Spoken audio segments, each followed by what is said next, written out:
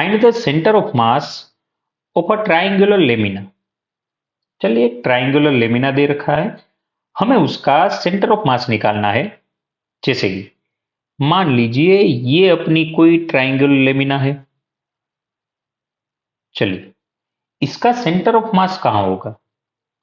चलिए, तो इसका सेंटर ऑफ मास होगा इसके मीडियन पे। इसकी तीनों मीडियन जहां मिल रही है, मतलब इसका सेंट्रोइड जहां पे है, वहां पे इसका सेंटर ऑफ मास होगा, क्योंकि यहां हर जगह पे मास डिस्ट्रीब्यूटेड है। लेमिना है भाई ये। चलो, अगर हाँ ये इक्विलेटरल है तो बिल्कुल इसका सेंटर ऑफ मास, इसके मैं मान लो यहां पे मीडियन ड्रॉ कर लू, यहां पे ऐसे मीडियन ड्रॉ कर लू, और यहां पे कुछ ऐसे मीडियन ड्रॉ कर लू, तो ये तीनों मीडियन जहां पे मिल रही है वहां पे इसका हो जाएगा सेंट्रोइड, और सेंटर ऑफ मास इसका सेंट्रोइड पे होगा। लेकिन आपकी एग्जाम में कैसे सवाल पूछा जाएगा? आपकी एग्जाम में पूछा जाएगा इसके कोऑर्डिनेट क्या होंगे। जैसे मान लो इसकी लेंथ कुछ ए मीटर मान लो ये ए है। चलिए, इसकी साइड कुछ ए है, इसका सेंट्रोइड क्या यहां पे होगा?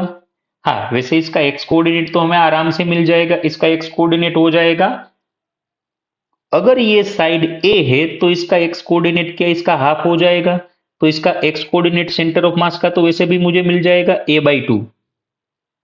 चलिए, अब मुझे निकालना है वाई कोऑर्डिनेट, मतलब यहां से ये हाइट कितनी है। ये हाइट, एक्स कोऑर्डिनेट तो मुझे यहां तक का मिल गया a/2, अब मुझे निकालनी है यहां तक की हाइट कितनी है। अगर यहां तक की हाइट मिल गई तो वाई कोऑर्डिनेट भी मिल जाएगा। चलिए, ये भी निकाल लेते हैं।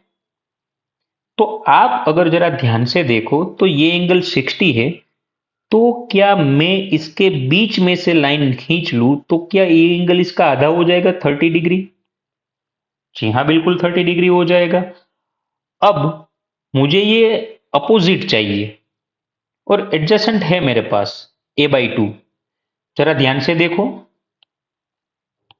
मुझे ये चाहिए, ये लेंथ यहां तक कितनी होगी, इसके लिए मेरे पास एंगल है और एडजेसेंट है, अपोजिट मुझे चाहिए।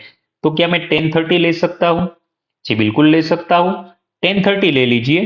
तो tan 30 इक्वल टू, मान लो ये सामने वाली साइड y कोऑर्डिनेट हमें पता नहीं है, मान लो ये y है, लेकिन इसकी एडजेसेंट a/2 है।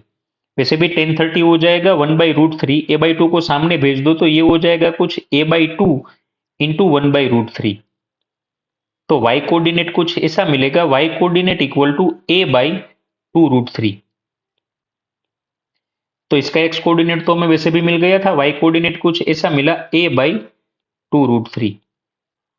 चलिए, तो हाँ, अगर इसके साइड दे रखी है आपको तो ऐसे सवाल बिल्कुल हो सकते हैं। और इसका सेंटर ऑफ मास अगर यहाँ पे हमने ओरिजिन माना है, हाँ यहाँ पे अगर ओरिजिन माना है तो सेंटर ऑफ मास कुछ यहाँ होगा a/2 और a/2√3।